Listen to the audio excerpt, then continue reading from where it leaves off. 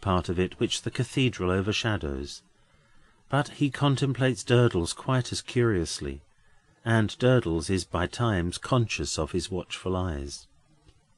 Only by times, because Durdles is growing drowsy.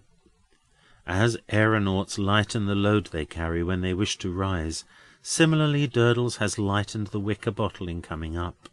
Snatches of sleep surprise him on his legs, and stop him in his talk. A mild fit of calenture seizes him, in which he deems that the ground so far below is on a level with the tower, and would as lief walk off the tower into the air as not.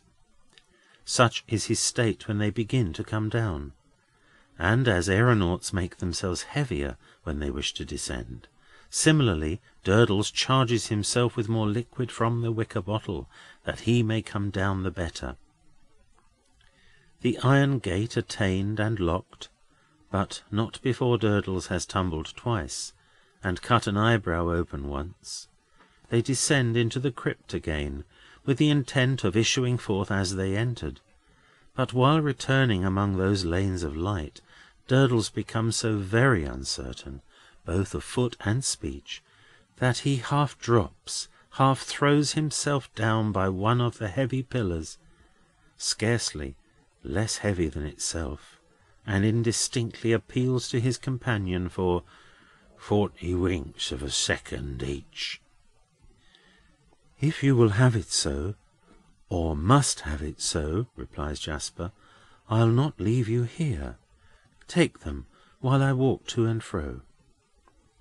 Durdles is asleep at once, and in his sleep he dreams a dream. It is not much of a dream, considering the vast extent of the domains of dreamland and their wonderful productions. It is only remarkable for being unusually restless and unusually real. He dreams of lying there asleep, and yet counting his companion's footsteps as he walks to and fro. He dreams that the footsteps die away into distance of time and of space, and that something touches him, and that something falls from his hand.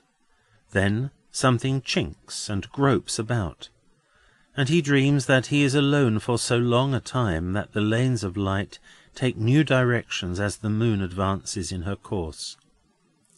From succeeding unconsciousness he pauses into a dream of slow uneasiness from cold, and painfully awakes to a perception of the lanes of light really changed, much as he had dreamed, and Jasper walking among them, beating his hands and feet. "Hallo!" Durdles cries out, unmeaningly alarmed. "Awake at last?" says Jasper, coming up to him. "Do you know that your 40s have stretched into thousands?" "No." "They have, though." "What's the time?" "Hark! The bells are going in the tower." They strike 4 quarters, and then the great bell strikes. "2?" cries Durdles, scrambling up. "Why didn't you try to wake me, Mr. Jasper?" "I did. I might as well have tried to wake the dead, your own family of dead up in the corner there." "Did you touch me?" "Touch you? Yes, shook you." As Durdles recalls that touching something in his dream, he looks down on the pavement, and sees the key of the crypt door lying close to where he himself lay. "I dropped you, did I?"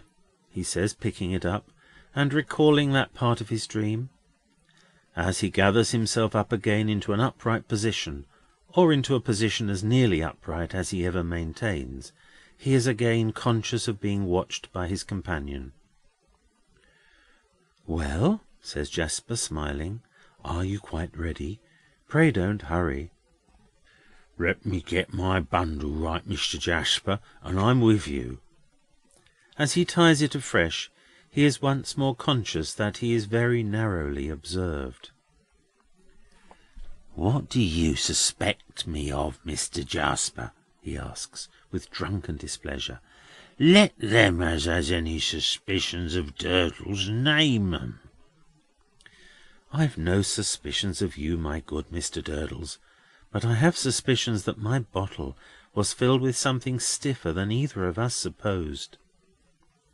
And I also have suspicions, Jasper adds, taking it from the pavement and turning it bottom upwards, that it's empty. Durdles condescends to laugh at this, continuing to chuckle when his laugh is over, as though remonstrant with himself on his drinking powers. He rolls to the door and unlocks it. They both pass out, and Durdles relocks it and pockets his key. "1,000 thanks for a curious and interesting night," says Jasper, giving him his hand. "You can make your own way home?" "I should think so," answers Durdles. "If you was to offer Durdles the affront to show him his way home, he wouldn't go home. Durdles wouldn't go home till morning, and then Durdles wouldn't go home. Durdles wouldn't." This with the utmost defiance. "Good night, then." "Good night, Mr. Jasper." Each is turning his own way, when a sharp whistle rends the silence, and the jargon is yelped out. "Verdi, verdi, ven. I catches him out arter 10. Verdi, verdi, vi. Then he don't go. Then I shy. Verdi, verdi, vakecock, warning." Instantly afterwards, a rapid shower of stones rattles at the cathedral wall, and the hideous small boy is beheld opposite, dancing in the moonlight. "What? Is that baby devil on the watch there?" cries Jasper in a fury, so quickly roused and so violent that he seems an older devil himself. "I shall shed the blood of that impish wretch. I know I shall do it." Regardless of the fire, though it hits him more than once, he rushes at Deputy, collars him, and tries to bring him across. But Deputy is not to be so easily brought across. With a diabolical insight into the strongest part of his position, he is no sooner taken by the throat than he curls up his legs, forces his assailant to hang him, as it were, and gurgles in his throat, and screws his body, and twists, as already undergoing the first agonies of strangulation. There is nothing for it but to drop him. He instantly gets himself together, backs over to Durdles, and cries to his assailant, gnashing the great gap in front of his mouth with rage and malice, "I'll blind you, s'help me. I'll stone your eyes out, s'help me. If I don't have your eyesight, bellows me." At the same time dodging behind Durdles, and snarling at Jasper, now from this side of him, and now from that, prepared, if pounced upon, to dart away in all manner of curvilinear directions, and, if run down after all, to grovel in the dust and cry, "Now hit me when I'm down, do it." "Don't hurt the boy, Mr. Jasper," urges Durdles, shielding him. "Recollect yourself. He followed us tonight, when we first came here." "You lie, I didn't," replies Deputy, in his one form of polite contradiction. "He has been prowling near us ever since." "You lie, I haven't," returns Deputy. "I only just come out for me health when I see you two are coming out of the Confederal. If I catches him out arter 10, with the usual rhythm and dance, though dodging behind Durdles, it ain't any fault, is it?" "Take him home, then," retorts Jasper ferociously, though with a strong check upon himself, "and let my eyes be rid of the sight of you." Deputy, with another sharp whistle, at once expressing his relief and his commencement of a milder stoning of Mr. Durdles, begins stoning that respectable gentleman home, as if he were a reluctant ox. Mr. Jasper goes to his gatehouse brooding.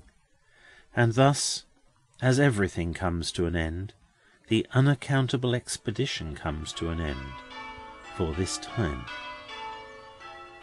End of Chapter 12. Read by Alan Chant of Tunbridge in Kent, England, during March 2008.